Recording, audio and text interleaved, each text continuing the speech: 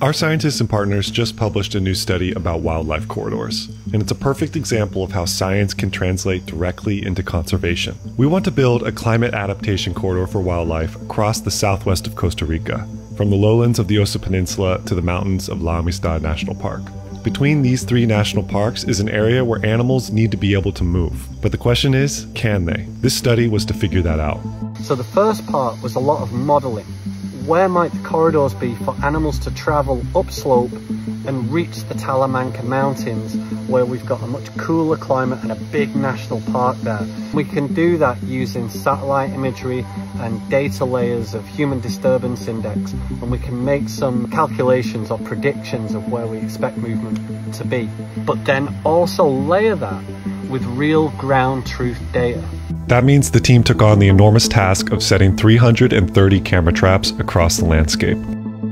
So not just a theoretical modelling approach, but years and years of hundreds of camera traps collecting data on the ground by a huge network of members and landowners to actually find out what animals do we see where.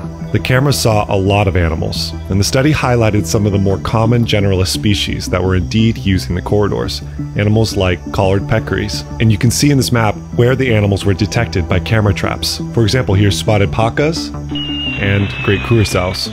And even Baird's tapirs and pumas were venturing out of the protected areas, but not everything was. So we find some of the very rare, maybe keystone indicator species like jaguars and like white-lipped peccaries in the national parks at either end, but not in the landscape in between, not in the wildlife corridors.